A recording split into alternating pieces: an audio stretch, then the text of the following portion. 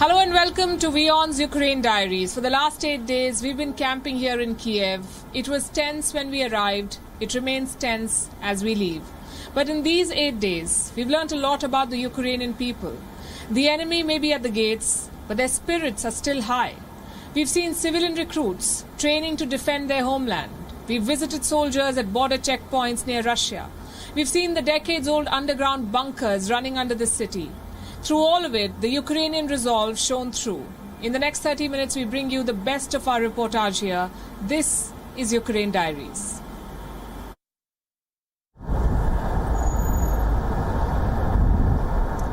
Kyiv is waking up to another morning of sub-zero temperatures as we head to our destination for the day.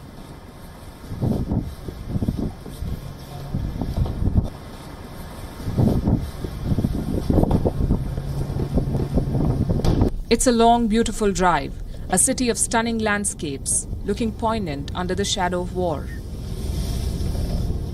We are going to meet the men and women who form Ukraine's last line of defense. We are in outer Kyiv and we are going to the Obykov District Military Commissariat.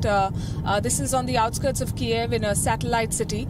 And we are going to be meeting the troops of the 135th Reserve Battalion of the Ukrainian Forces. And we'll see how the troops are training and what kind of weapons they have. Because Kyiv, remember, is within striking distance of the Russian forces which are deployed in Belarus. And on a lot of levels, the military is preparing to train its troops for any eventuality. In case this conflict escalates into war, how will they take on the Russian forces? We will go and talk to them and see what they're up to. This is the Obykov District Military Commissariat. This is where the recruits gather to collect arms before they head to the training fields. The instructors are senior members of the Ukraine Armed Forces. They conduct the war games. Briefing done, the recruits head to the next destination. This is northern Ukraine, an area tucked away from habitation, covered in sheets of snow. This is Ukraine preparing for war to the tunes of Aerosmith. This is the reservist force, and they're getting ready for their drills. It's snowing here, and people are very excited, and they're getting ready, and they're pulling their weapons out, and we're going to see how they train as they prepare to take on the mighty Russian military. Kitted out in camouflage and equipped with guns and ammo, the soldiers line up.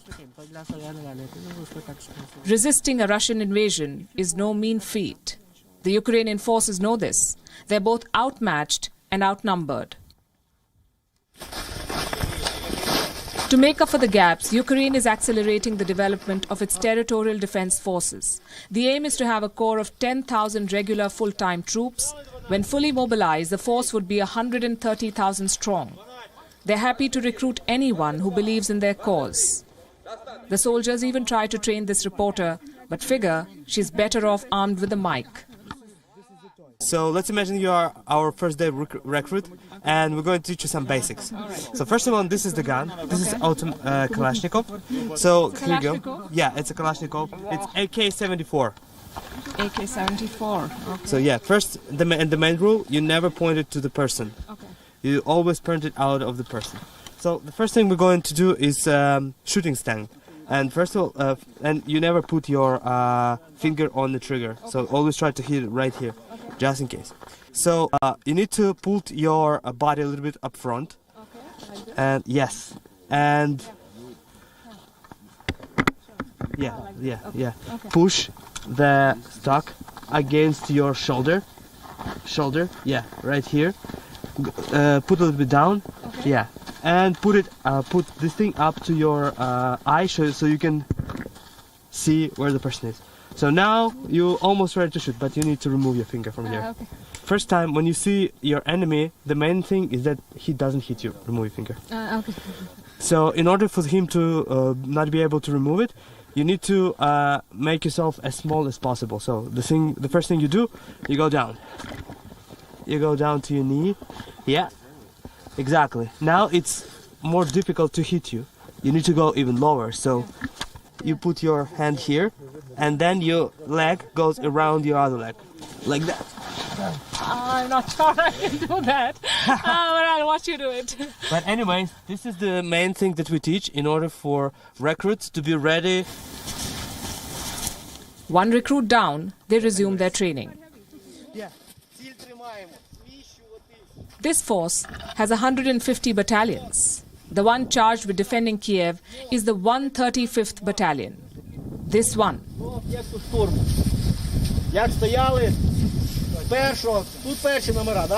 They're training hard to defend their capital and key infrastructure in the event of an invasion. They're driven and committed. They say they do not want a war, but they'll fight one if it comes to that. Do you think there'll be war? Honestly, I don't think that it's going to be war because Putin lost the momentum. He was gathering the forces and he didn't attack. Right now, Ukraine gets more and more weapons, Ukraine gets more and more trained. So the longer he waits, the more difficult for him will be to enter Ukraine and to stay in Ukraine. For world powers, Ukraine is a geopolitical war. But for these people, it's an existential battle. It has forced them to leave their day jobs behind, don combat fatigues, and hit the training fields. They say to avert a war, you must be ready to fight one.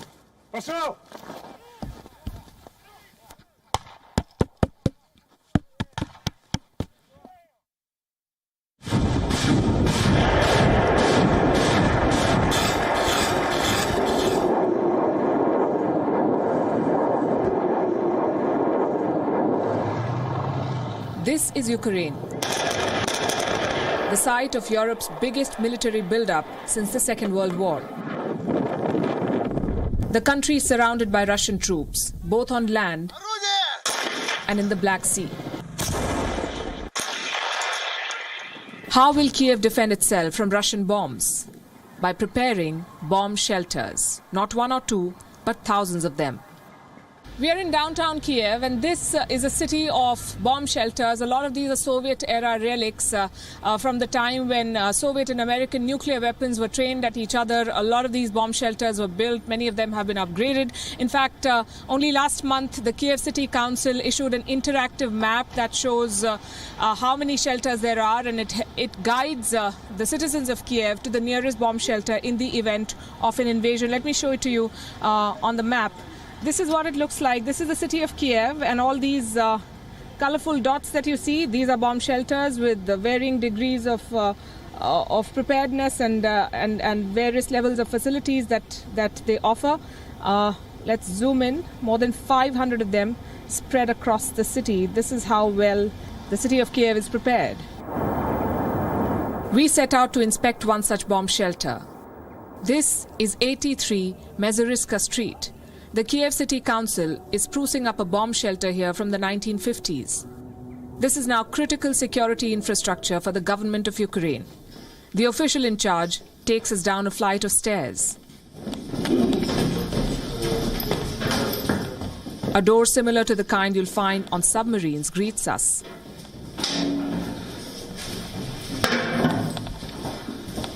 Behind it lies the bunker, a bit like a cave with machines. Inside one of the chambers is a massive piece of equipment, ready to pump oxygen if needed.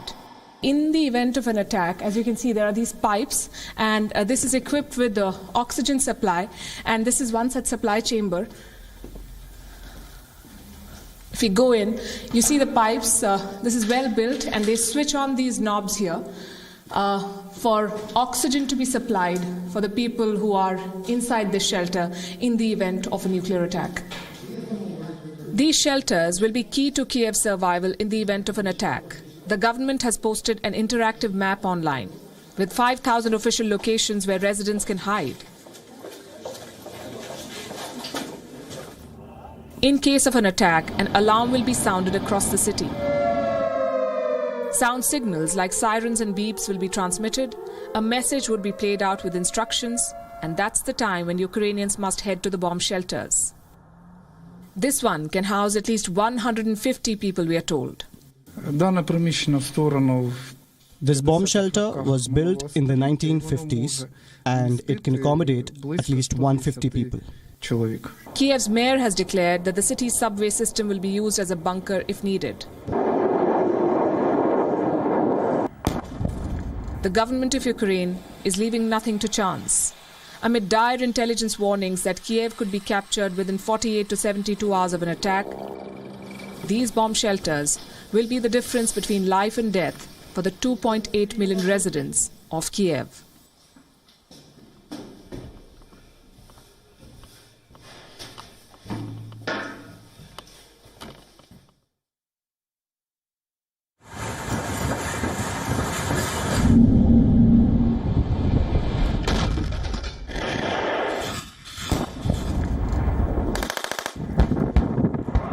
Ukraine is getting war ready.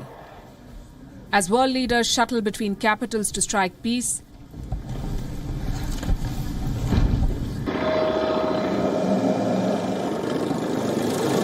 soldiers are gearing up for war.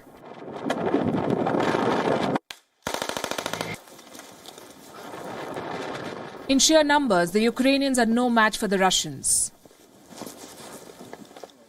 They have NATO support with a clear caveat: this is not our war.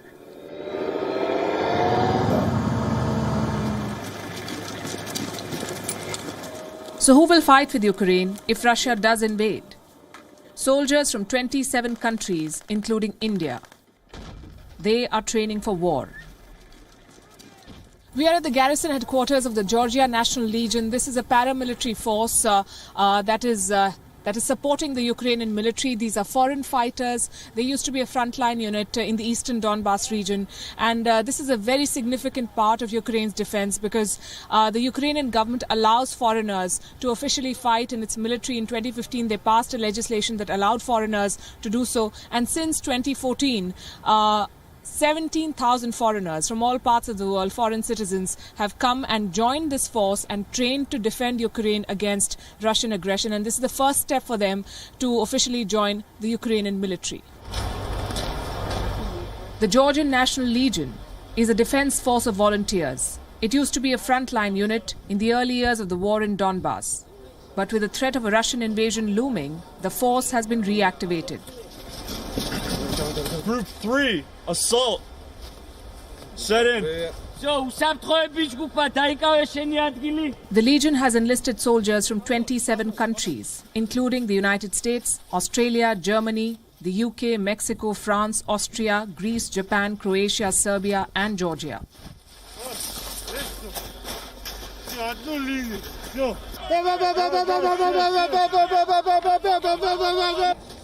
Its commander, Mamuka Mamulashvili, is a veteran of 4 conflicts against Russia. Mamulashvili receives hundreds of new requests from potential recruits every day. He says he's also getting applications from people in India who want to join the war in Ukraine. Generally, we had applications from different countries, many different countries, so there were applications from India too. I know it's quite interesting for me myself to understand why people are motivated to help Ukraine and to help them defend their freedom. In my opinion, it is the place where today democracy should be defended by everybody. In Ukraine, foreign fighters can legally serve in the armed forces. They are given 3-year contracts. The barrier for entry is low. Those who complete their contracts are granted citizenship. Groups like the Georgian National Legion help pave the way for recruits to get these contracts.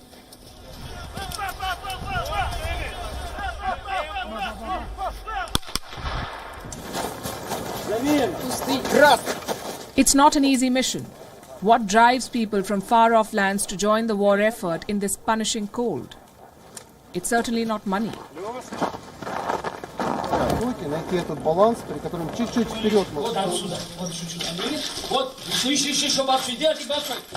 The beginners do not even get a salary, just basic facilities and accommodation, plus training to fight all kinds of wars.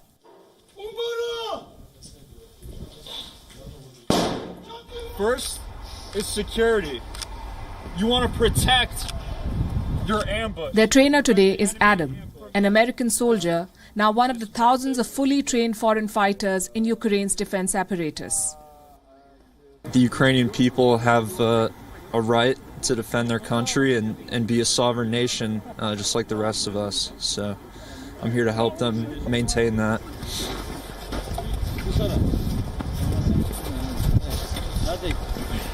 Do you think these people have that spirit? Do you think they're ready to do what it takes? Because fighting a war is not a weekend affair. It's going to take a lot of commitment. You don't know until it happens, but the fact that they're out here now shows that they want some kind of training. I hope a lot of these people don't have to fight. There's some young teenagers here. I wish they could just go on and live their lives and stuff, but it might not be that way. A rare display of emotion for a soldier who's getting his team battle ready. Today, Adam is teaching them how to survive in the battleground, how to find cover and how to use weapons. In the last few weeks, the number of applications has shot up significantly. This support comes as a major morale booster for the people of Ukraine. They're not on their own. They see these foreign fighters as comrades in arms in their battle against Russia.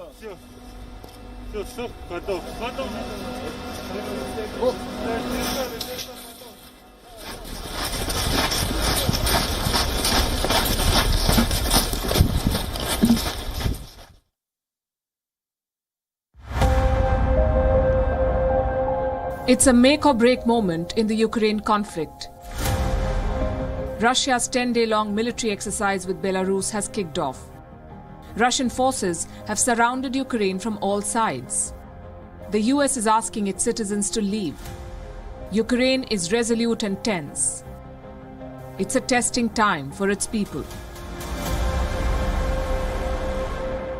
Also for the 20,000-odd Indian students who live in this country. Indians form the biggest foreign student group in Ukraine. Most of them come here to study medicine.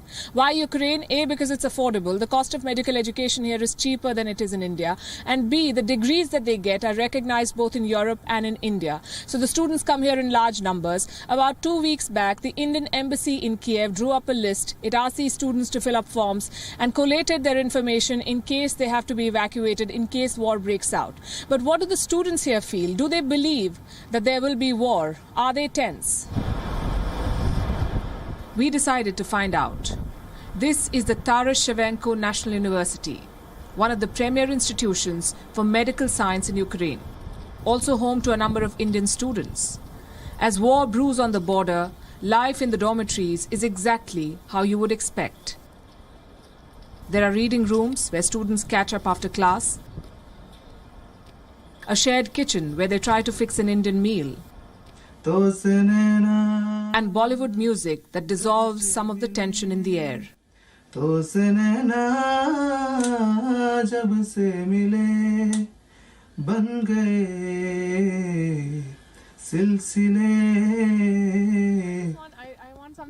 the face of it, life looks normal on campus, but the threat of war weighs on the minds of these students. These are things that happen in one night. And you don't even know when people, and these military of Russian military enters Ukraine and does all the chaos. But all we are doing is just waiting for the updates and waiting for Feb 11th. That's it. They worry, not just for their own safety, but also that of their Ukrainian friends. If there is a war or if there is some kind of disaster happening, we have a place to go back and create our own life back in India. We have an option to go back and make our future brighter, or somehow we can manage. Madhu is a fourth-year student. The MBBS course is about 6 years long. That's good enough time to get used to a conflict. But this time, it's serious. They're concerned about the scale of the Russian buildup. These students are banking on the Indian embassy in Kyiv. They've been evacuated once before. At the beginning of the pandemic, hundreds of students were flown back to India through the Vande Bharat mission. They say if war breaks out, New Delhi will ensure their safety. Until then, the Indian students are lying low. A surge in Wuhan virus cases has moved classes online. A lot of their classmates have gone back home. Those who are here say they know how to stay out of trouble. The pandemic has already disrupted their education. A war would deal a body blow to it. As Russian troops fire missiles, the echoes of their war games ring through the corridors of these colleges. These young Indian students are writing their stories in a dangerous setting in Ukraine. Here's hoping they find a happy ending.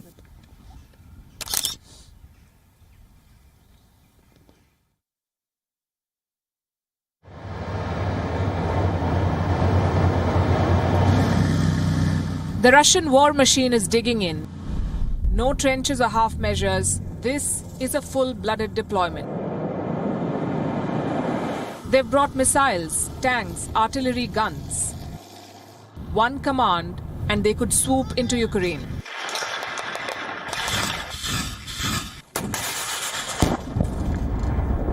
All that firepower is deployed along this belt, the border between Ukraine and Belarus. Around 1,000 kilometers long and right now a powder keg. Dotting this border are a number of checkposts. On normal days, they service trucks and containers. Today, they are on the lookout for tanks. We are traveling to one such border post, Kyiv. I'm standing at the Kyiv border crossing. It's a hot spot in the Ukraine conflict. If Russia invades Ukraine, this place where I'm standing will be the site of the opening battle because this checkpoint straddles three borders. To my right is Belarus, to my left is Russia, and in front of me is Ukraine. This tri-junction is where three cultures meet: Russian, Ukrainian, and Belarusian. In 1975, that bond was sealed in steel. A monument was erected for the three Soviet sisters, a monument of friendship. Every year, this bond is celebrated with festivities. Will they happen this year? That depends on what happens beyond these barbed wires. This is tricky terrain, a cloggy mix of snow and mud. For us, though, cold isn't the only worry. The border guards have an ominous warning. Below this thick layer of snow are landmines. Stepping on them could be the last thing you do. Mines navigated, one thing strikes our eye. For a border post, Kyiv isn't exactly a fortress. You do see soldiers trudging about, but nothing like the mobilization on the other side. Where exactly is the Ukrainian war machine?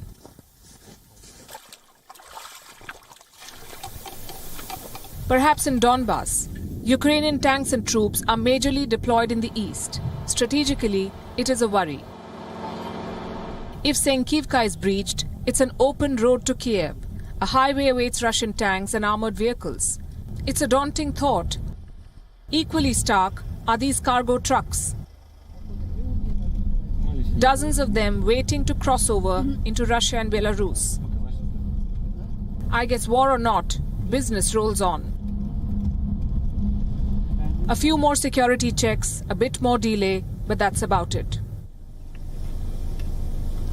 From Kyiv, these trucks have a long journey to make all the way down to Turkey and Moldova.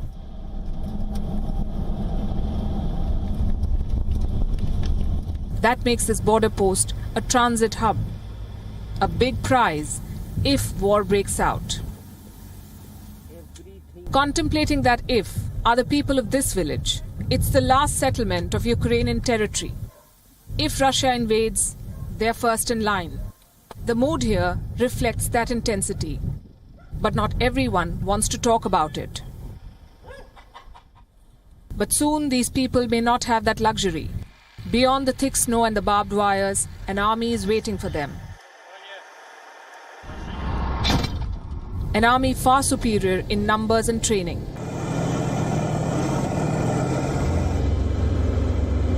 If they attack, chances are Kyiv will fall. It will lose its calm and quiet resolve. But that's still in the future. For now, this town is a living monument to something already lost. The sisterhood between three Soviet peoples.